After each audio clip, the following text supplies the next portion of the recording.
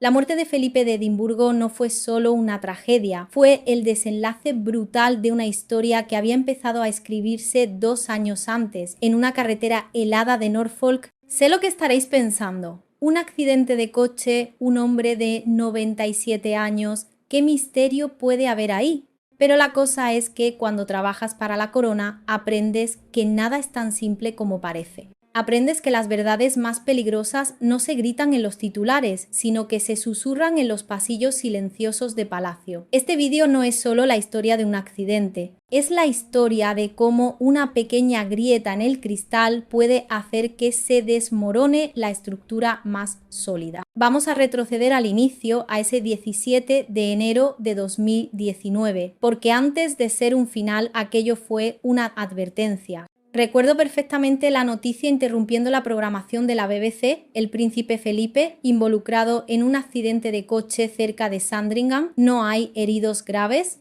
En mis 10 años en el consejo privado había visto a la maquinaria de comunicación real a la que llamábamos la firma, pulir docenas de narrativas. Pero nunca había visto una tan limpia, tan sospechosamente perfecta.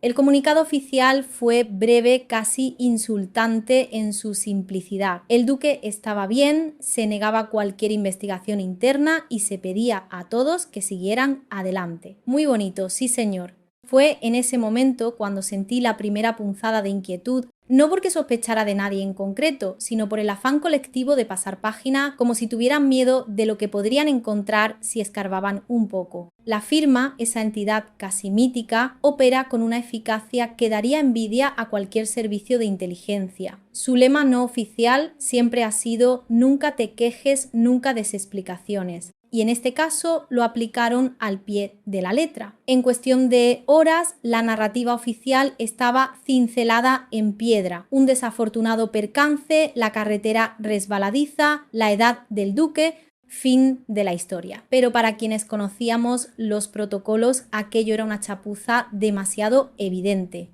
Cada movimiento de un miembro senior de la familia real, especialmente de alguien como Felipe, está coreografiado hasta el último detalle. No hay improvisación. Y un accidente así, sin una investigación interna exhaustiva, era una anomalía del tamaño de una catedral. Era como si hubieran encontrado una bomba en el palacio y hubieran decidido barrer los restos debajo de la alfombra en lugar de buscar al responsable. Aquel día, el cielo sobre Inglaterra tenía el color de la ceniza. Nadie lo sabía entonces, pero era un presagio. La corona había sufrido un golpe y alguien desde las sombras ya se estaba asegurando de que nadie viera la herida. Yo era solo un consejero, una pieza más en el engranaje, pero mi trabajo consistía en ver lo que otros ignoraban. Y lo que vi fue el miedo a que esa pequeña grieta en el parabrisas del Land Rover del Duque fuera en realidad un reflejo de una fractura mucho más profunda y peligrosa en el corazón mismo de la monarquía.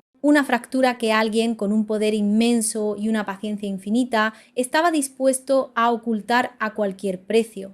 Aquel accidente no fue el principio del fin, fue la primera vez que nos permitieron ver que el fin ya estaba en marcha. Felipe de Edimburgo vivió casi 2 años más, pero algo en él se había apagado. Seguía asistiendo a algunos actos, su figura erguida desafiando al tiempo, pero sus ojos habían perdido esa chispa de acero que lo caracterizaba. Se movía más lento, sí, pero sobre todo se había vuelto más silencioso. Era como si se hubiera retirado a una fortaleza interior, un lugar al que nadie más podía acceder. Y entonces, una mañana de abril de 2021, en la aparente paz de Windsor, se fue. Murió mientras dormía, sin enfermedad previa, sin ninguna señal de alarma. La prensa lo describió con una elegancia predecible, una muerte natural tras una vida larga y plena. Un final de cuento para un príncipe consorte, pero esa explicación no cuadraba, no para un hombre que pocos días antes había estado lúcido y conversador. Cuando revisé su expediente médico, la inquietud de aquel día de 2019 volvió con más fuerza. Había un vacío, un silencio documental. Un final demasiado sereno para un hombre cuya vida había sido una tormenta. La firma, esa máquina implacable de control, nos vendió la imagen de un anciano despidiéndose en paz, pero yo solo veía una escena demasiado ordenada, una muerte de guión. Empecé a pensar que su verdadero final no había ocurrido esa mañana en Windsor, sino en aquella carretera de Norfolk. Quizás esos 2 años no fueron un regalo, sino una cuenta atrás, un tiempo prestado mientras la maquinaria decidía cómo y cuándo bajar el telón definitivamente. La verdad no suele ser poética, es brutal y a menudo se esconde en los detalles que todos deciden ignorar. El duque siempre fue un hombre de acción, un marino acostumbrado a la intemperie. Su lema personal, que repetía a menudo, era "Get on with it", algo así como "sigue adelante y punto". Por eso, su reclusión y su silencio en los últimos meses eran tan extraños. No era un hombre que se rindiera, era un hombre que luchaba y de repente había dejado de luchar. La narrativa oficial nos decía que había aceptado su destino con la dignidad de un soldado, pero a mí me parecía más bien la resignación de un prisionero. Alguien que, después de una vida entera sirviendo a la corona, había entendido que la propia corona podía convertirse en su jaula dorada. Y a veces la única forma de escapar de una jaula así es simplemente dejar de batir las alas. Recuerdo haber hablado con uno de sus antiguos ayudantes, un hombre ya mayor que había servido al duque durante décadas. Nos encontramos discretamente lejos de los oídos de palacio. Me dijo algo que nunca olvidaré. El duque sabía que era un anacronismo, sabía que su tiempo había pasado, pero nunca hubiera permitido que su final se convirtiera en un problema para la reina o para la institución. Lealtad, esa era la palabra clave. Pero lealtad en el mundo de la realeza puede significar muchas cosas. Puede significar proteger el honor de la familia o puede significar guardar un secreto que, de salir a la luz, podría destruir todo lo que has jurado proteger. La muerte de Felipe no fue el final de un capítulo, sino el sellado de un libro entero. Un libro cuyas páginas más oscuras nadie, absolutamente nadie, quería que se leyeran. Poco después del funeral, cuando el luto oficial aún cubría el país como un velo, apareció un artículo sin firmar en una revista de investigación política, de esas que la gente de palacio lee pero finge despreciar. No había fuentes citadas ni acusaciones directas, pero los detalles eran de una precisión escalofriante. La noche del accidente de 2019, el coche no lo conducía el chofer habitual, era el príncipe Andrés quien había llevado a su padre de vuelta desde Norfolk, un hecho que nunca se hizo público. La policía local recibió órdenes de saltarse la inspección de los frenos. Las grabaciones de las cámaras de seguridad del cruce misteriosamente habían desaparecido. El artículo terminaba con una sola frase en cursiva: algunas colisiones solo abollan el metal, otras descarrilan la propia verdad. Claro que sí, guapi. Cuando presenté este informe en una sesión confidencial del Consejo, varios miembros se rieron. Lo llamaron una teoría de la conspiración sin fundamento y me ordenaron que lo olvidara, pero no podía. Había algo en la figura de Andrés que encajaba demasiado bien. Él ya era el pararrayos de los escándalos, la oveja negra de la familia. Desde sus turbios vínculos con Jeffrey Epstein hasta sus bochornosas declaraciones públicas, su nombre era sinónimo de problemas. Ponerlo en la escena del crimen era la distracción perfecta. La gente estaba preparada para creerlo culpable, y eso era precisamente lo que lo convertía en un señuelo tan peligroso. La verdad a menudo no se esconde detrás del personaje más improbable, sino del más conveniente, y nadie era más conveniente para llevarse las culpas que el hijo caído en desgracia. En el complejo ecosistema de la realeza, cada miembro tiene un papel, y el de Andrés durante años había sido el del bufón trágico. El segundo hijo, el que vivió siempre a la sombra del heredero, el que buscó la gloria en una guerra lejana y la infamia en fiestas privadas. El público ya le había condenado mucho antes de que su nombre se asociara a este asunto. Era un personaje de Shakespeare trasplantado al siglo XXI, el príncipe falto de rumbo con un apetito por el desastre. La firma lo sabía. Sabían que el nombre de Andrés en cualquier titular actuaría como un imán para la sospecha, desviando la atención de cualquier otra posibilidad.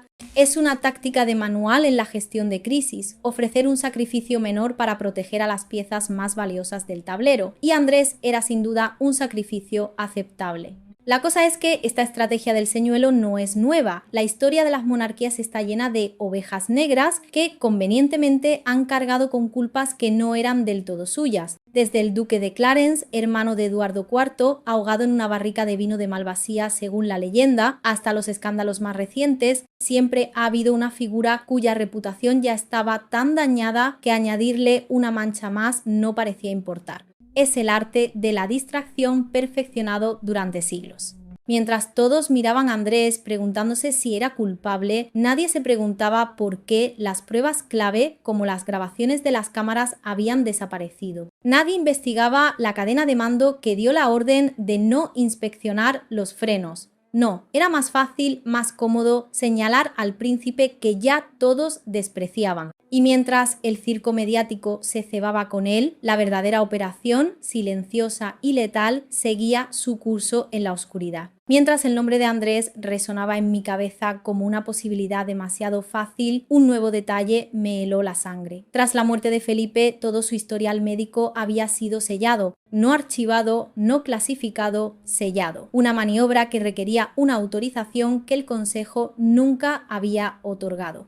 Me pasé días rastreando la orden, buceando en la burocracia digital de Palacio, un laberinto diseñado para que nada se encuentre a menos que ya sepas dónde está. Finalmente di con ella. La firma final no era de un médico ni de un oficial de la Casa Real, pertenecía a una tal Sarah Rivington, una de las asesoras principales de Camila. En ese instante la historia cambió por completo. Ya no se trataba de la torpeza de Andrés o de un escándalo que se intentaba tapar. Esto era otra cosa. Era una operación de limpieza ejecutada con la frialdad de un cirujano, Camila. Su nombre hasta entonces no había aparecido, se mantenía en un segundo plano, proyectando esa imagen de consorte serena, el refugio tranquilo de Carlos. Pero su sombra de repente se alargaba sobre todo el asunto. La firma no era una entidad abstracta, tenía rostros y uno de ellos, el más discreto y poderoso, empezaba a revelarse. Comprendí que para llegar a la verdad no debía seguir la pista del escándalo más ruidoso, sino la del silencio más profundo. Y el silencio de Camila en aquel momento era ensordecedor. El acto de sellar un expediente real, conocido internamente como la cláusula de sombra, es una herramienta de poder extremo. Se reserva para asuntos de seguridad nacional o para proteger la dignidad de la corona en circunstancias excepcionales. Invocarla para el historial médico de un consorte fallecido por causas supuestamente naturales era, como mínimo, una extralimitación. Era como usar un cañón para matar una mosca, a menos claro que la mosca no fuera una mosca, sino un dragón. La firma de Sarah Rivington en ese documento no era un simple trámite administrativo, era una declaración de poder. Era la mano de Camila moviéndose en la oscuridad, asegurándose de que cualquier pregunta incómoda que un forense curioso pudiera hacerse muriera antes de ser formulada. Imagínate la escena, una mujer que había pasado décadas esperando en la sombra, que había soportado el desprecio del público y la hostilidad de la propia familia real, finalmente a las puertas del trono. Camila había jugado una partida larga y paciente. No iba a permitir que nada ni nadie se interpusiera en su camino. Y Felipe, según los rumores que siempre circularon por los pasillos de Buckingham, nunca la había aceptado del todo.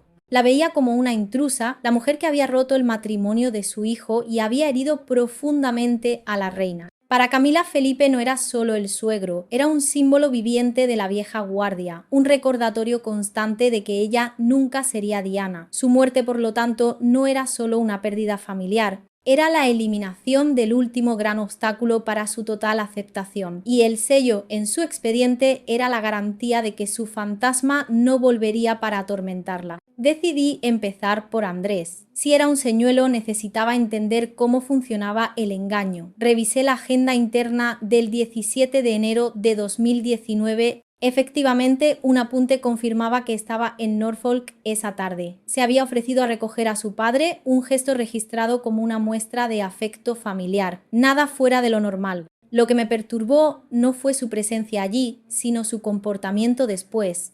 En público, tras la muerte de Felipe, Andrés mostraba un dolor profundo Había momentos de emoción visible cuando hablaba de su padre, sus ojos se humedecían al recordarlo, se escabullía para llorar a solas, parecía genuinamente desconsolado. Esto me planteó una pregunta incómoda. ¿Era su duelo sincero o una actuación magistral? Si era una interpretación, era digna de un Oscar, pero si era sincera, entonces él también era una víctima en esta historia, una pieza movida por alguien más, alguien a quien no se opondría, alguien que había logrado permanecer invisible sin dejar huellas. El dolor de un hijo es algo difícil de fingir, incluso para un hombre acostumbrado a las máscaras. Verlo derrumbarse me hizo dudar de todo. Quizás no era el villano.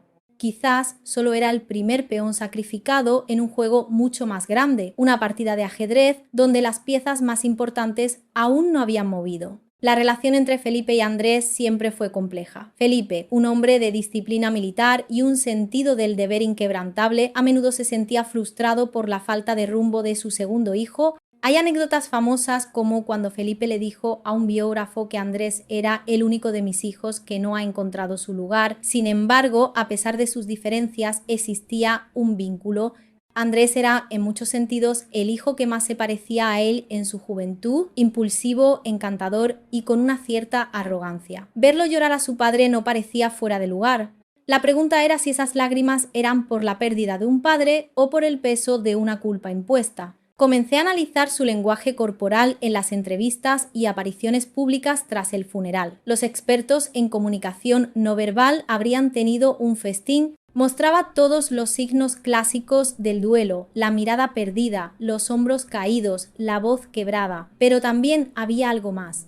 Una tensión, una rigidez en su postura, como si estuviera conteniendo algo. ¿Era el peso del dolor o el miedo a decir una palabra de más? En la realeza se te enseña desde la cuna a controlar tus emociones, a presentar una fachada de calma imperturbable. El famoso stiff upper lip británico. Ver a un miembro de la familia real mostrar una emoción tan cruda es en sí mismo una rareza. O Andrés estaba genuinamente destrozado o era el mejor actor de la familia. Y si era lo segundo, la pregunta seguía en el aire. ¿Para quién estaba actuando? ¿Quién se beneficiaba de ese dolor tan público y convincente? Si él era el peón, entonces, ¿quién era el jugador que lo movía por el tablero? Mientras la reputación de Andrés se hundía en el fango, la de Camila ascendía como la espuma. Tras la muerte de Felipe, intensificó su presencia en los medios de una forma calculada y brillante. La prensa la pintaba como el refugio sereno de Carlos, la figura regia y firme, la roca inquebrantable en medio de las tormentas políticas. Se convirtió en la imagen de la estabilidad en una casa real que se tambaleaba. Era la reina de la calma, la madrastra perfecta que había curado las heridas de la monarquía. Pero yo, desde mi rincón en el consejo, notaba las pequeñas anomalías, las piezas que no encajaban en ese retrato idílico. 2 semanas después de la muerte de Felipe, se modificó la lista de personal médico de guardia en Windsor. La jefa de comunicación de Camila fue quien firmó el informe médico final de Felipe.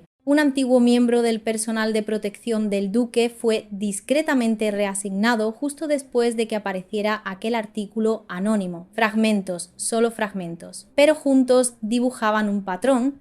Era la clásica estrategia de la imagen pública versus la realidad privada. Camila nos ofrecía una cara de serenidad y deber, mientras por detrás, en la sombra, movía los hilos con una precisión implacable. No dejaba huellas, solo resultados. Estaba construyendo su propia versión de la firma, una red de lealtades personales que operaba al margen de los protocolos, una maquinaria invisible que trabajaba para protegerla no solo a ella, sino al futuro rey. Y para ello, cualquier obstáculo, por muy antiguo y respetado que fuera, debía ser apartado. Esta campaña de imagen no era algo nuevo, llevaba años en marcha. Desde que su relación con Carlos se hizo oficial, el equipo de Camila trabajó sin descanso para transformar a la tercera persona en el matrimonio de Diana en una futura reina consorte. Fue una de las operaciones de relaciones públicas más exitosas y despiadadas de la historia moderna. La llamaban internamente la Operación PB por Parker Bowles. Cada aparición pública, cada obra de caridad, cada sonrisa estaba meticulosamente planeada. El objetivo era normalizar su presencia, hacer que el público olvidara el escándalo y la viera como la única mujer capaz de hacer feliz al futuro rey. Y lo consiguieron, lo petaron. Como se diría ahora, la gente empezó a verla como una mujer discreta, con los pies en la tierra, una presencia tranquilizadora al lado de un Carlos a menudo inseguro. Pero esa calma era una fachada de acero. Detrás de la sonrisa afable y el amor por la jardinería había una estratega formidable, una mujer que había aprendido a sobrevivir en el entorno más hostil imaginable. Había aprendido a esperar, a observar y a mover sus piezas en el momento exacto. La muerte de Felipe, lejos de ser un contratiempo, se convirtió en una oportunidad para eliminar al último patriarca que la miraba con recelo y para consolidar su poder de una vez por todas.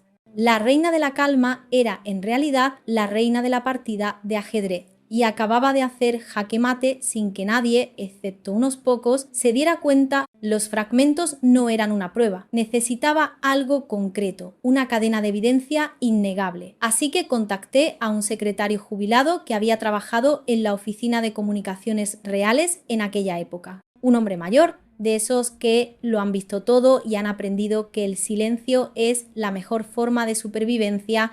Nos encontramos en un pequeño café de Bath, un lugar lo suficientemente anónimo como para que nadie hiciera preguntas. Estaba nervioso, sus manos temblaban ligeramente al sostener la taza de té. Solo dijo una cosa y nada más. Había cosas que nos decían que nunca registráramos en el sistema oficial. El sistema se puede rastrear. Hizo una pausa mirando por la ventana como si temiera que lo escucharan. Luego añadió, pero ella, Camila, es experta en gestionar otra cosa, la lealtad personal. Esas palabras resonaron en mi cabeza durante todo el viaje de vuelta. La lealtad personal, un sistema paralelo, invisible, basado en favores y secretos, mucho más poderoso que cualquier protocolo escrito. Un sistema que no dejaba rastro digital, que no podía ser auditado. Camila no necesitaba dar órdenes directas, solo necesitaba gente leal en los puestos clave, personas que entendieran lo que había que hacer sin necesidad de que se lo dijeran, personas como Sarah Rivington. Comprendí que estaba buscando en el lugar equivocado. La verdad no estaba en los archivos oficiales, porque los archivos estaban diseñados para contar la historia que ellos querían. La verdad estaba en las conversaciones no registradas, en las miradas cómplices, en esa red de lealtades que Camila había tejido pacientemente durante años. Este concepto del sistema paralelo es fascinante y aterrador. No es algo exclusivo de la monarquía británica. A lo largo de la historia, las figuras de poder siempre han operado con dos estructuras. La oficial, la que se muestra al público, llena de títulos, ceremonias y burocracia, y la real, la que funciona en la sombra, basada en la confianza, el miedo y la deuda. Piensa en los válidos de la corte española, como el conde duque de Olivares, que gobernaban de facto mientras el rey reinaba de nombre. O en las camarillas que rodeaban a los zares rusos, donde un místico como Rasputín podía tener más influencia que un ministro. Camila, sin tener sangre real, había logrado construir su propia camarilla. Su poder no residía en su título, sino en su proximidad al futuro rey y en la lealtad inquebrantable de su círculo íntimo. Este círculo no estaba formado por aristócratas de rancio abolengo, sino por profesionales modernos, expertos en comunicación, abogados, asesores de imagen, gente pragmática y eficiente que entendía que el poder en el siglo XXI no se ejerce con decretos, sino con narrativas. Ellos eran los que se aseguraban de que la prensa publicara las historias adecuadas, los que filtraban la información conveniente y los que, cuando era necesario, hacían desaparecer los problemas, y todo se hacía en nombre de la lealtad. Una lealtad no a la corona como institución, sino a Camila como persona. Era un sistema feudal en la era digital. Y yo, con mi fe en los protocolos y los documentos oficiales, había sido un ingenuo. Para encontrar la verdad tenía que dejar de pensar como un funcionario y empezar a pensar como un cortesano. Camila estaba sola en su despacho. Un rayo de luz suave caía sobre el viejo escritorio de roble, iluminando las motas de polvo que danzaban en el aire. El único sonido era el tic-tac de un reloj de pared, un compás que medía el tiempo con una calma implacable. Estaba inclinada sobre un informe cuando su asesora, Sarah Rivington, entró parecía más delgada, consumida por la preocupación. «Señora, hay algo que debo decirle», murmuró Sara con la voz tensa. «Alguien está buscando documentos sobre el accidente del príncipe Felipe». Camila levantó la cabeza. Su mirada era dura, analítica. No habló de inmediato, simplemente observó a Sara esperando más. «Están revisando los archivos antiguos de la investigación y también documentos en los archivos confidenciales del palacio. El acceso proviene de una cuenta no identificada». Un destello de tensión cruzó el rostro de Camila, pero mantuvo la compostura. Años de navegar las turbulentas aguas de la política de palacio le habían enseñado a enmascarar cualquier emoción. «¿Algo más?», preguntó con la voz firme, aunque sus ojos brillaban con cálculo. «¿Quién podría querer esos archivos?». Sara vaciló. «Aún no lo sabemos. Pero si siguen cavando, no se detendrán aquí». Camila inspiró lentamente y dio una orden suave. «Vigílalos, no digas nada. Que nadie sepa que estamos al tanto. Deja que el juego siga su curso. Y si ocurre un incidente, destruye las pruebas si es necesario». Se reclinó en su silla, mirando más allá de Sara hacia la ventana donde las nubes se acumulaban. Entendía que una vez que la verdad comenzaba a salir a la superficie, sería difícil contenerla. Pero ya había preparado contingencias para cada resultado. Esta vez no iba a permitir que el control se le escapara de las manos. Esta escena, que me fue relatada más tarde por una fuente interna, lo revela todo sobre el modus operandi de Camila. No hay pánico, no hay ira, solo cálculo frío. Es la mente de una jugadora de ajedrez que, al ver que su oponente ha movido una pieza inesperada, no reacciona impulsivamente, sino que recalcula toda la partida en cuestión de segundos. Su orden deja que el juego siga su curso, es magistral. No intenta detener la investigación de inmediato, lo que levantaría sospechas. Al contrario, permite que el investigador, es decir, yo, siga adelante. ¿Por qué? Porque quiere ver hasta dónde puedo llegar, qué cartas tengo, a quién estoy contactando. Me estaba usando como un radar para detectar las debilidades de su propio sistema. Y la última parte de su orden, destruye las pruebas si es necesario, es la confirmación definitiva. No hay duda de su implicación, pero lo más revelador es la frialdad con la que lo dice. Para ella, la destrucción de pruebas no es un acto criminal desesperado, es una contingencia, un procedimiento operativo estándar. Es el cálculo de una reina que ha decidido que la supervivencia del trono y la suya propia está por encima de cualquier otra consideración, incluida la verdad. Su tranquilidad no era inocencia, era la confianza de quien ha jugado y ganado partidas mucho más difíciles que esta. Pero incluso la mejor jugadora de ajedrez puede cometer un error, subestimar a su oponente. Y en su cálculo perfecto no había contado con una pieza que ella misma había colocado en el tablero, una asesora leal que estaba a punto de romper su lealtad. Hay algo que poca gente de fuera comprende. Los registros de la familia real están diseñados para no desaparecer nunca, a menos que alguien los borre deliberadamente. Volví al archivo digital central, ese sistema monstruoso que registra cada actualización de personal, cada horario de transporte, cada informe interno. Navegué hasta el expediente del accidente de 2019 y abrí el apéndice titulado Notas del examen de la escena. Lo que encontré no fue un archivo dañado o encriptado, fue la ausencia. Un vacío perfecto, sin datos, sin texto, sin rastro. No era un fallo técnico, era una eliminación tan limpia, tan deliberada que resultaba escalofriante. Solo quedaba una anomalía. El registro de acceso al sistema mostraba una única entrada de una cuenta vinculada a la Oficina de Seguridad Administrativa Clasificada, con fecha de 3 días después del accidente. El problema es que ese departamento había sido disuelto en 2017. La cuenta debería haber sido desactivada hacía años, pero seguía activa, intacta, como un fantasma digital esperando órdenes. Imprimí el registro de acceso y decidí seguir la única pista que me quedaba, el antiguo jefe de seguridad digital interna que se había jubilado poco después de la muerte de la reina Isabel.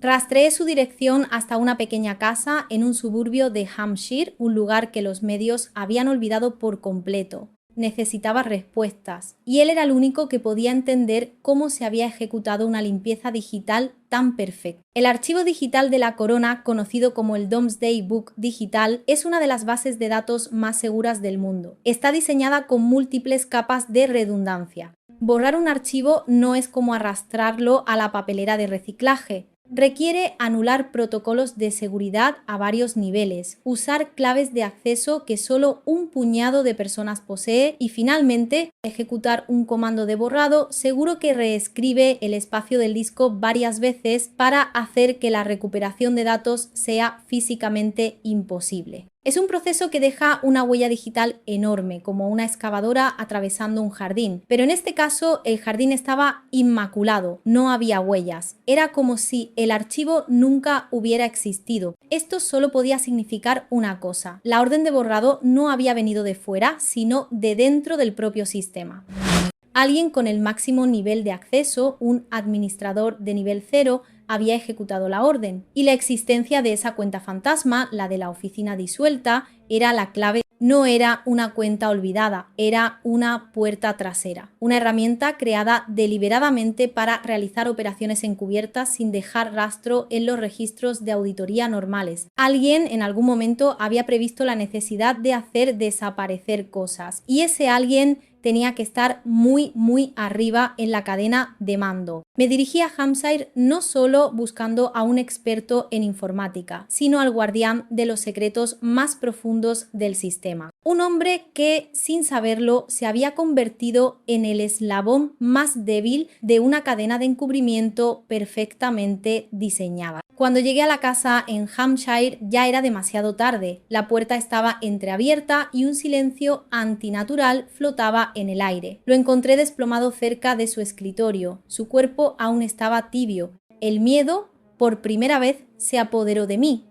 Esto ya no era un juego de espías en los pasillos de palacio, esto era real y las consecuencias eran mortales. La policía local lo calificaría de ataque al corazón, por supuesto, un hombre mayor, jubilado, sin signos de violencia. Otro final limpio, ordenado, conveniente, pero en su mano apretaba un trozo de papel. La letra era desigual, temblorosa, como si la hubiera escrito en sus últimos momentos, con el aliento escapándosele. Me agaché, con el corazón martilleándome en el pecho, y con mucho cuidado se lo quité de los dedos. Eran solo 3 líneas, una nota críptica que parecía un galimatías, pero que para mí era la llave que lo abría todo. Entendí que no había muerto de causas naturales. Había muerto por lo que sabía. El silencio en aquella casa era pesado, opresivo, el silencio de una verdad que había costado una vida. Me guardé el papel en el bolsillo y salí de allí antes de que nadie me viera, con la certeza de que yo podría ser el siguiente. El juego había subido de nivel y ahora no solo me enfrentaba a la pérdida de mi carrera, sino a la de mi propia vida. Este tipo de muertes convenientes, los llamados suicidios de estado o los ataques al corazón oportunos, tienen un largo y oscuro historial en los círculos de poder. Desde el banquero Roberto Calvi, aparecido colgado bajo el puente de Blackfriars en Londres en 1982, en lo que se conoció como un suicidio imposible, hasta el científico David Kelly, experto en armas de destrucción masiva, cuyo fallecimiento en 2003, justo antes de testificar contra el gobierno de Tony Blair, sigue rodeado de preguntas. La técnica es siempre la misma: crear una muerte que sea lo suficientemente ambigua como para ser clasificada oficialmente como no sospechosa, pero que envíe un mensaje muy claro a quienes necesitan entenderlo. Un mensaje que dice: sabemos quién eres, sabemos lo que sabes y podemos llegar a ti. La muerte de aquel hombre en Hampshire no fue un acto de violencia bruta, sino de una precisión quirúrgica. No buscaban asustar al público, sino a mí. Querían que supiera que habían estado un paso por delante todo el tiempo, que mientras yo buscaba fantasmas digitales, ellos operaban en el mundo real, con consecuencias muy reales. Dejé aquella casa sabiendo que el precio del silencio era literalmente la vida y que aquellos a los que me enfrentaba no dudarían en volver a cobrarlo. La pregunta que me atormentaba mientras conducía de vuelta a Londres, con la nota quemándome en el bolsillo, no era si descubriría la verdad, sino si sobreviviría para contarla. De vuelta en mi despacho, con las puertas cerradas con llave, me senté durante horas mirando aquel trozo de papel. El silencio de la noche era mi único compañero mientras las piezas del rompecabezas empezaban a encajar con una claridad aterradora. La nota decía: orden de retirar Argifo Firensefenteg A. Uffenstein. Código interno, CET. Cuenta auxiliar, SR. Uffenstein no era un nombre, era un código, uno de los antiguos cifrados que usábamos para operaciones de máxima sensibilidad. El archivo 74A tenía que ser el expediente original del accidente, el que había sido borrado, pero las dos últimas líneas eran las que importaban, CET. Tras revisar antiguos organigramas, la única combinación lógica era Camila Executive Tier, un nivel ejecutivo de Camila. No era un departamento oficial, era una jerarquía paralela, un círculo de poder invisible que operaba sus órdenes. Y luego, SR, solo podía ser una persona, Sarah Rivington. La leal asesora de Camila, la misma mujer que había supervisado durante años las comunicaciones internas y de la que se rumoreaba que había sido la arquitecta de la campaña de rehabilitación de imagen de Camila, la misma cuya firma estaba en el sellado de los informes médicos de Felipe. Todo conectaba. No era una conspiración de la firma como institución, era una operación dirigida por un pequeño grupo de personas bajo el mando directo de Camila, un Estado dentro del Estado. Habían usado una cuenta fantasma para borrar los archivos y cuando su antiguo guardián se convirtió en un riesgo, lo silenciaron para siempre. La verdad era más oscura de lo que había imaginado. Estos códigos y estructuras de poder informales son el verdadero lenguaje del poder. Mientras el mundo ve los títulos oficiales, príncipe, duque, consejero, la realidad se mueve por designaciones secretas y jerarquías invisibles. Camila Executive Tier no aparecería en ningún documento oficial, pero dentro de los muros del palacio esa designación significaba más que cualquier título nobiliario. Significaba que tenías el poder de actuar en nombre de la futura reina con su autoridad implícita y su protección garantizada. Era una licencia para operar por encima de la ley o más bien para reescribir la ley a su conveniencia. Las iniciales SR eran la pieza final. En el mundo de la inteligencia y el espionaje, las identidades se reducen a iniciales. Es una forma de despersonalizar, de convertir a las personas en simples funciones. M en James Bond, por ejemplo, SR no era solo Sarah Rivington, la asesora de prensa, SR era la ejecutora, la que traducía los deseos no expresados de su jefa en acciones concretas, la que se ensuciaba las manos para que las de Camila permanecieran impecables. Aquella nota no era solo una prueba, era un mapa de la estructura de poder real. Un mapa que me llevaba directamente al corazón de la operación, a una mujer que había jurado lealtad no a la corona sino a la reina en la sombra, y ahora tenía que encontrarla. Tenía que ponerle cara a esas dos simples letras que contenían la clave de todo el misterio. Dentro de la jerarquía de la familia real, el verdadero peligro no proviene de quienes llevan coronas, sino de quienes se mueven, invisibles, junto al poder. Sarah Rivington era una de esas figuras. Antaño una columnista de Sociedad con una pluma afilada, fue invitada en 2014 a unirse al personal de Camila. Después de eso desapareció del ojo público, convirtiéndose en la única oficial de comunicaciones autorizada para manejar asuntos sensibles relacionados con la imagen de la familia. Era la guardiana de los secretos, la arquitecta de la narrativa. Para acercarme a ella, estudié su agenda y organicé lo que parecía una coincidencia. Sin cita, sin previo aviso, si intuía mis intenciones, la puerta se cerraría antes de que pudiera llegar a ella. Nos cruzamos en un té benéfico, uno de los pocos eventos a los que Camila no asistía. Sarah estaba de pie entre un círculo de donantes, sonriendo educadamente, su mirada escaneando cada rostro con la precisión de un estratega. Cuando me acerqué, no pareció sorprendida. De alguna manera ya sabía que iría a por ella. Era como si hubiera estado esperando. Su calma era desconcertante. Mientras todos a su alrededor reían y charlaban, ella permanecía en el centro de la tormenta, inmóvil, observando, calculando. Comprendí que no me enfrentaba a una simple empleada, sino a una jugadora tan hábil y peligrosa como la propia Camila. La figura de la guardiana invisible es un arquetipo tan antiguo como el poder mismo. Son los consejeros, los secretarios privados, los jefes de gabinete, personajes como Thomas Cromwell para Enrique VIII o el cardenal Richelieu para Luis XIII, hombres y mujeres que sin ostentar el poder supremo lo ejercen en la práctica. Son los que traducen la voluntad del monarca en política, los que manejan las finanzas, los que negocian los tratados y, lo más importante, los que se encargan del trabajo sucio. Sarah Rivington era la versión moderna de esta figura. Su campo de batalla no era la guerra ni la diplomacia, sino la percepción pública. Su arma no era la espada, sino el control de la información. En el mundo actual, donde la imagen lo es todo, una figura como Sarah es infinitamente más valiosa que un general. Ella no solo protegía a Camila de la prensa, construía su realidad, decidía qué historias se contaban y cuáles se enterraban. Era la arquitecta de la imagen de la Reina de la Calma, una imagen tan cuidadosamente construida que había logrado eclipsar décadas de escándalos. Acercarme a ella era como intentar entrar en una fortaleza. No podía atacarla de frente. Tenía que encontrar una grieta en su armadura, una debilidad, y, como a menudo sucede con quienes viven a la sombra del poder, su mayor debilidad podía ser el peso de los secretos que se veía obligada a guardar.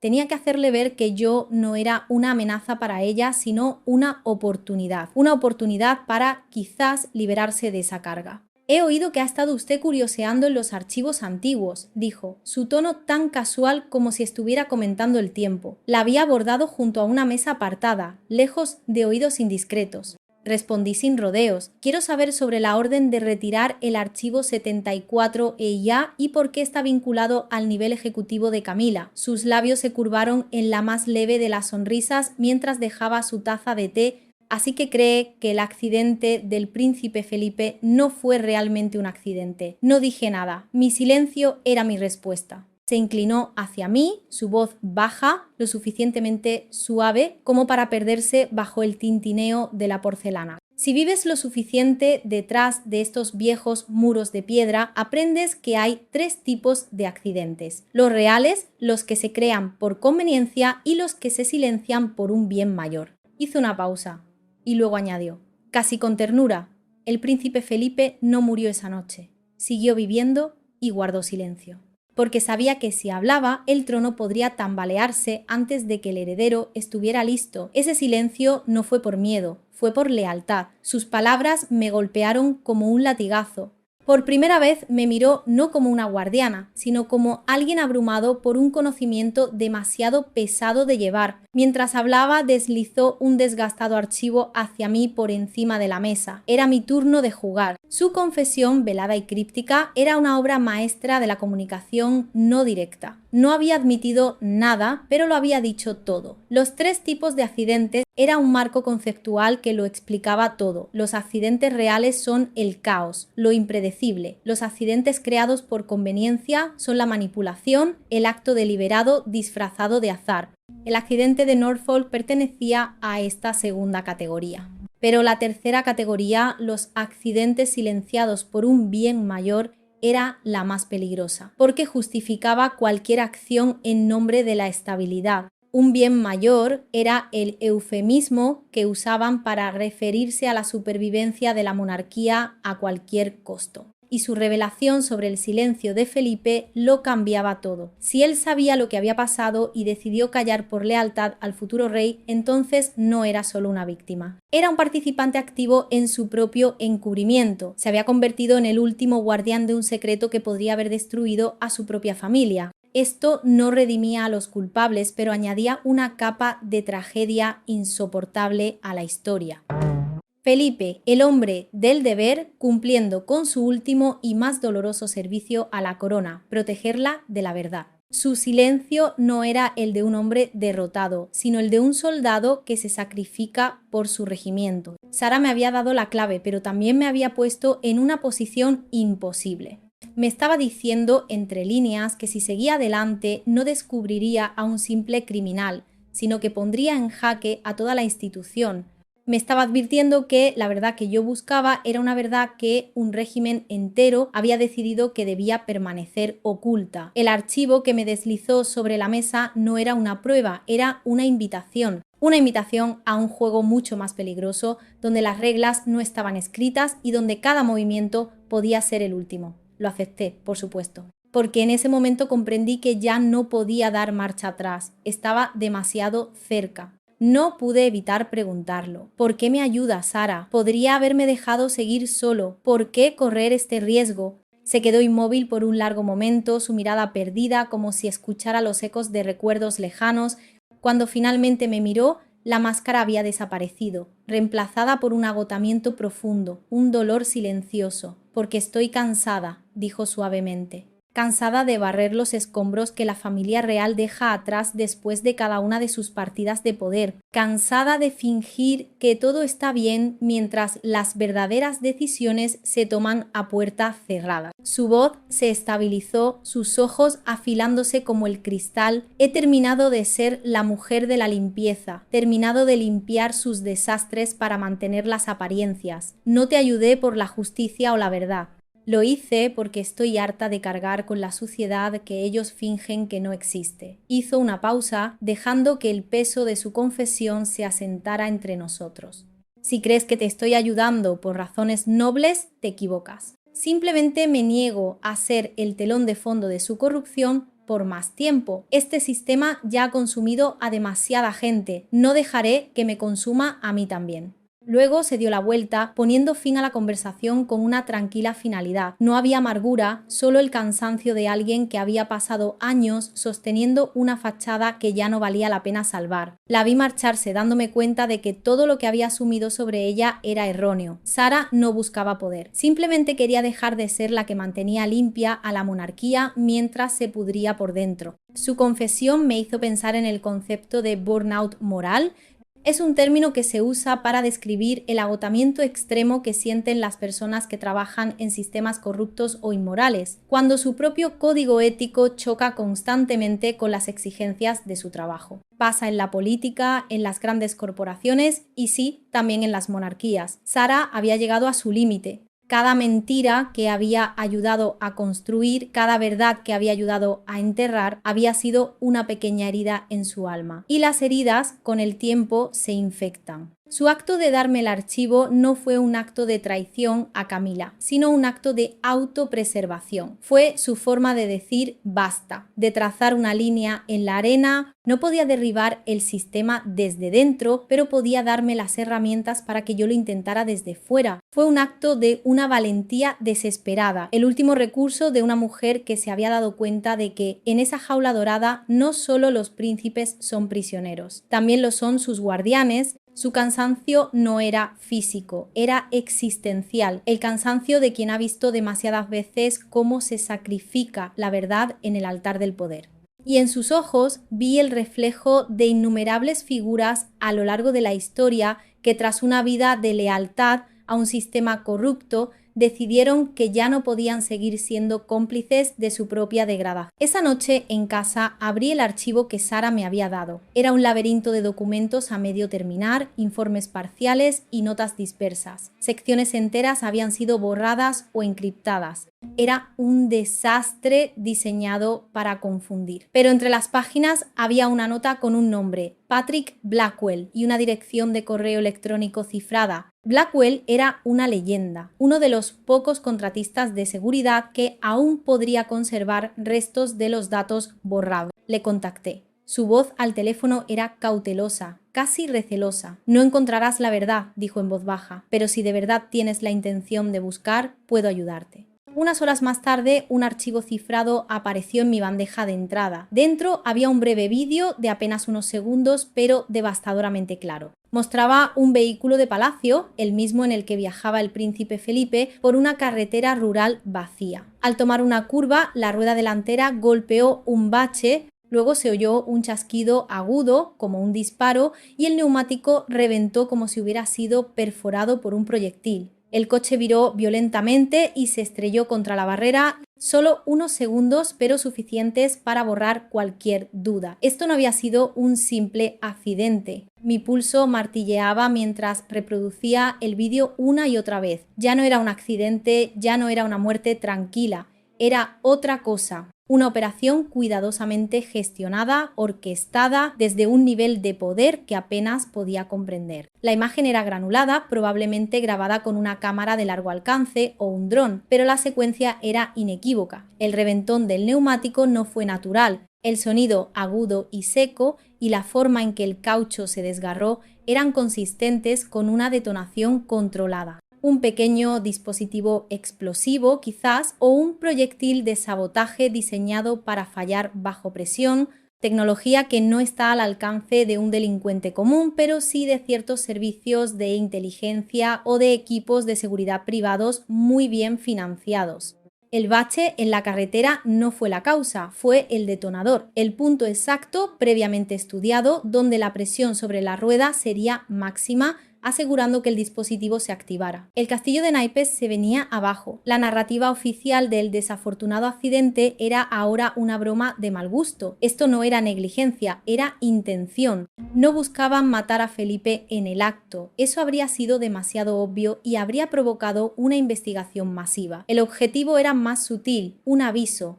Un golpe lo suficientemente fuerte como para dejarlo fuera de juego, para asustarlo y recordarle quién tenía el control. Era un mensaje, escrito con la violencia de un accidente de coche. Y el destinatario, que lo había entendido perfectamente, había guardado silencio hasta la tumba. Me senté allí durante horas rodeado de pruebas, el vídeo, los informes dispersos, las notas, los fragmentos de verdad reconstruidos demasiado tarde. Cada instinto me decía que lo publicara todo, que dejara que el público lo viera, pero la razón susurraba una advertencia. Una vez que mi nombre saliera a la luz, no habría vuelta atrás. Camila se aseguraría de que yo desapareciera antes de que la verdad lo hiciera, así que tomé otra decisión. Recopilé todo, los archivos corruptos, el vídeo, mis notas y lo envié de forma anónima al consejo. No necesitaba reconocimiento. Solo necesitaba que la verdad se enfrentara a quienes habían pasado años fingiendo no verla. Y en cuanto pulsé enviar, supe que la gran máquina del poder había comenzado a moverse, y esta vez se estaba volviendo contra la propia Camila. Tan pronto como envié el vídeo y mi informe de forma anónima al consejo, supe que la gran máquina del poder había comenzado a moverse, y esta vez se estaba volviendo contra la propia Camila. A la mañana siguiente recibí una llamada, una voz anónima pero familiar. Un aliado dentro del consejo. Se reúnen en Sandringham, dijo, sin registro público, sin agenda oficial. Camila, Carlos y los demás estarán allí. No tendrás otra oportunidad como esta. Una reunión secreta en Sandringham. El tipo de encuentro que no deja rastro, donde nacen las verdaderas decisiones de la monarquía. Esa tarde entré en la finca discretamente y me deslicé en la sala de reuniones, instalándome en un rincón oscuro fuera de su línea de visión. Solo cuando comenzó la discusión vi lo que el público nunca vería: la tensión silenciosa, las miradas nerviosas, el peso del miedo detrás de la compostura real. No podemos seguir ocultando esto, dijo Carlos, su voz temblando. Pero Camila es parte de la familia, no puedo darle la espalda. Las palabras quedaron suspendidas en el aire, un golpe sordo. Era un hombre dividido entre la lealtad y el deber, entre la sangre y la corona. Ana habló a continuación, su voz fría pero afilada. Tienes que decidir, Carlos, ¿es la familia o el trono? No puedes tener ambos. Observé su rostro. No había furia, solo distracción, fatiga y una especie de resignación hueca. Y en ese momento lo entendí. Esto no era solo sobre Camila, el propio trono era el campo de batalla.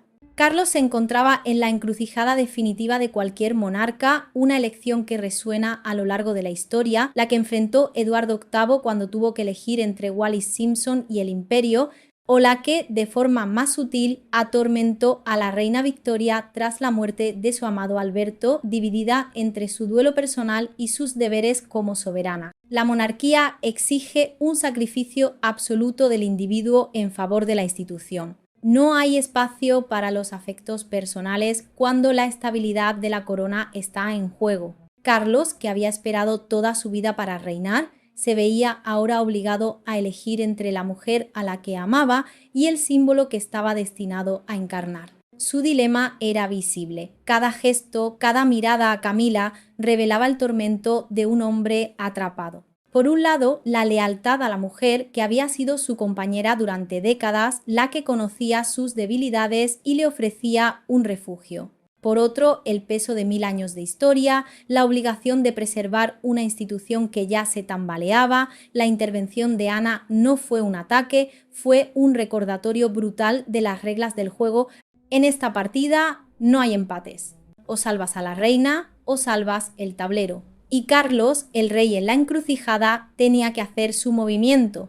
La habitación estaba en silencio, pero yo podía oír el estruendo de un mundo que se venía abajo. El mundo de un hombre que había luchado toda su vida por el amor, solo para descubrir que el precio final de la corona podía ser precisamente ese amor. La reunión se prolongó, un lento desmoronamiento de palabras y miradas hasta que Camila se levantó bruscamente. Su expresión era tormentosa, su silencio más imponente que cualquier estallido. Sin decir palabra, se giró y pasó a mi lado, sus ojos deslizándose sobre mí sin reconocimiento, o quizás con un desdén deliberado. Carlos se quedó atrás, atrapado entre la decisión y la negación. Cuando las puertas se cerraron, me levanté para irme, pero una figura me esperaba en lo alto de la escalera. Era Ana. Sé lo que has hecho, dijo, su tono uniforme, y sé lo que estás tratando de descubrir. Me tendió una mano, no como una amenaza, sino en solidaridad. No puedes enfrentar esto solo, continuó. Algunas verdades no pueden ser reveladas a menos que te muevas con la corriente, no contra ella. Sus ojos se mantuvieron firmes, llenos de algo que no había esperado, comprensión. Me di cuenta de que, aunque había descubierto una astilla de la verdad, todavía estaba fuera del gran diseño. La lucha nunca fue solo contra Camila, era contra el sistema mismo, una maquinaria centenaria donde cada gesto, cada silencio, cada elección era parte de un juego de poder que nunca me habían enseñado a jugar. Las palabras de Ana se asentaron en lo más profundo de mí. No era una villana de hielo, como la pintaban algunos. Era una estratega que entendía que para cambiar el sistema, primero había que sobrevivir a él. Y por primera vez, en aquella guerra solitaria, sentí que no estaba completamente solo. La princesa Ana siempre ha sido una figura fascinante. La hija única de la reina, conocida por su dedicación al trabajo, su amor por los caballos y su carácter, digamos, pragmático. La prensa a menudo la ha apodado la princesa de hielo por su aparente frialdad y su aversión a los sentimentalismos,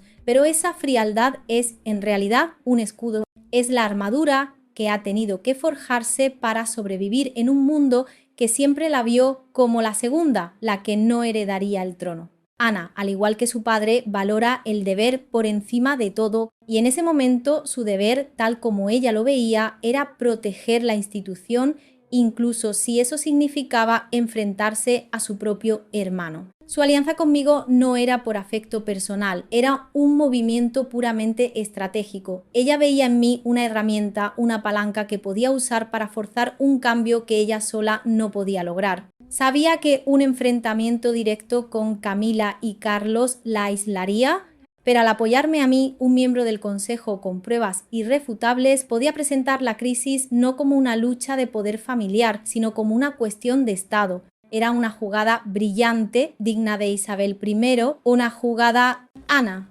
no quería destruir la monarquía, quería purgarla.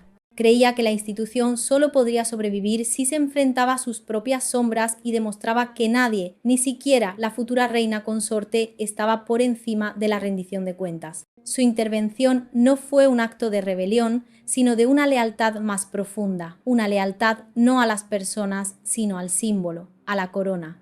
Y en esa fría tarde en Sandringham, la princesa de hielo acababa de encender un fuego que lo cambiaría todo.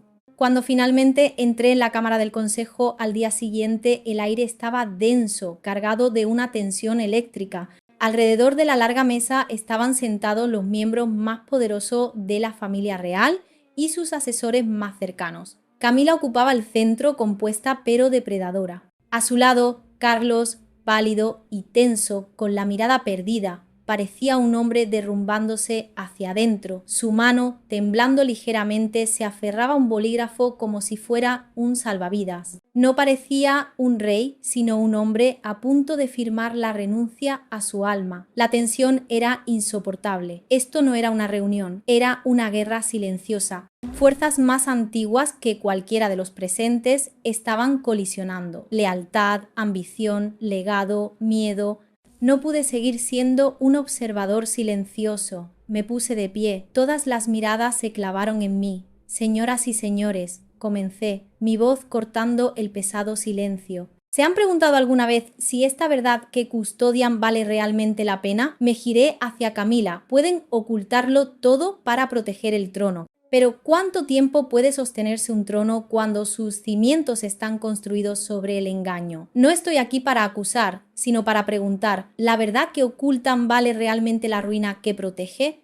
El silencio se hizo más profundo, eléctrico, todos entendían lo que estaba en juego. Esto ya no era una cuestión de individuos, era un ajuste de cuentas que los tocaría a todos. Finalmente, Ana se levantó. No podemos reescribir el pasado, dijo. Su voz tranquila pero resuelta, pero podemos decidir cómo enfrentarlo. Este sistema debe cambiar. La verdad no permanecerá enterrada para siempre. Entonces Carlos habló, su voz temblorosa bajo el peso de la decisión. No podemos esconder esto más tiempo, dijo lentamente. Camila es parte de la familia, pero no puedo quedarme de brazos cruzados y ver cómo todo se desmorona por un terrible error. Las palabras quedaron suspendidas en el aire, conflicto, amor, culpa, resignación. Pero incluso él sabía que no había forma de deshacer lo que se había puesto en marcha. Que se sepa la verdad, continuó, pero debe ser dicha por alguien en quien el pueblo confíe, alguien íntegro. Y ese serás tú, y todos aquí deben entender que esto lo cambia todo. Hizo una pausa, el aliento escapándose de él como un hombre envejecido décadas en un instante. Escorten a la reina a sus aposentos, dijo en voz baja. Asegúrense de que descanse. Fue la orden más suave que pudo dar y sin embargo para él quizás fue la más cruel. Era el final. El peso de la corona acababa de aplastar el último vestigio de su vida personal. En ese momento Carlos dejó de ser un hombre para convertirse por completo en un símbolo. El rey había elegido y había elegido el trono. La sala del juicio no necesitaba un veredicto formal. La sentencia se había dictado en el momento en que el rey aceptó que el precio de su corona era la verdad, y esa verdad ahora estaba en mis manos para ser contada. La guerra silenciosa había terminado, o quizás solo acababa de empezar. La declaración de Ana al día siguiente fue la chispa que incendió la pradera. No nombró a nadie, pero el simple reconocimiento de que se habían manipulado datos relacionados con la muerte de Felipe fue suficiente para enviar ondas de choque por todo el país. La prensa se volvió loca. Las redes sociales estallaron. La ola de ira esta vez se dirigió directamente a Camila. Fue tildada de la reina de las sombras, la madrastra del poder. Viejos vídeos de sus apariciones resurgieron. Cada parpadeo incómodo, cada sonrisa forzada se convirtió en una confesión ante el tribunal de la opinión pública. The Guardian publicó un editorial titulado «La corona ya no es un símbolo de virtud». Las cartas inundaban el consejo privado. El pueblo no aceptará a una reina consorte que se presume el derecho a decidir el destino de otra persona. Y luego estaba la imagen que se quedaría conmigo para siempre. En el césped del Victoria Memorial alguien había plantado un pequeño cartel de cartón. Sus palabras, escritas de forma desigual pero inconfundible, decían: «No necesitamos una reina que organiza muertes». En ese momento entendí que la lucha se había escapado de los muros del palacio. El pueblo se la había apropiado. El silencio de la monarquía, que una vez fue su escudo, se había convertido en el arma que se volvía contra ella. Camila, que había construido su poder en la discreción, estaba siendo consumida por ella. Lo que estaba ocurriendo era una tormenta perfecta, un fenómeno que los sociólogos llaman cascada de reputación. Es cuando una percepción negativa, inicialmente minoritaria, empieza a extenderse exponencialmente hasta convertirse en la opinión dominante, aplastando cualquier intento de defensa. La campaña de imagen de Camila, tan exitosa durante años, se vino abajo en cuestión de días. Cada pilar sobre el que se había construido la discreción, la calma, la lealtad se convirtió en su opuesto. Su discreción se interpretó como secretismo, su calma como frialdad calculadora, su lealtad a Carlos como una ambición despiadada. El palacio intentó contener la hemorragia, por supuesto, emitieron comunicados vagos hablando de respetar la privacidad de la familia en estos momentos difíciles. Pero ya era demasiado tarde, la gente estaba flipando. El salseo histórico, que durante años había sido un susurro, se convirtió en un grito ensordecedor. Y lo más interesante es que el objetivo de la ira popular no era solo Camila como individuo, era lo que representaba la idea de un poder que opera en la sombra sin rendir cuentas, creyéndose por encima del bien y del mal. El pueblo no estaba juzgando un posible crimen, estaba juzgando un sistema. El accidente de Felipe y su posterior encubrimiento no fueron la causa de la crisis, sino el catalizador, la gota que colmó el vaso de una desconfianza que llevaba décadas gestándose. La monarquía había sobrevivido a guerras, abdicaciones y escándalos, pero quizás no podría sobrevivir a la pérdida de su último y más valioso activo, la fe de su pueblo. No hubo una investigación formal ni un juicio en los tribunales. No era necesario. El juicio ya se había celebrado en las calles, en los periódicos y en los hogares de todo el país. En las semanas siguientes el nombre de Camila desapareció del calendario real. Los eventos continuaban sin ella. El palacio guardó silencio. Luego llegó una única fotografía. Camila saliendo de una clínica privada en Belgravia. Su rostro pálido, sus ojos huecos, no había multitudes esperándola ni cámaras gritando su nombre, solo el silencio reservado a los caídos. Poco después, un mensaje me llegó desde la oficina de prensa de Palacio. Su Majestad se tomará una licencia indefinida por motivos de salud. Todos sabíamos lo que significaba. Era la forma más amable de decir que la institución la quería fuera, borrada sin el espectáculo del exilio. No hubo necesidad de una condena oficial. El público ya había dictado su sentencia. Su castigo no fue la prisión, sino algo mucho más sutil y, para alguien como ella, quizás más cruel,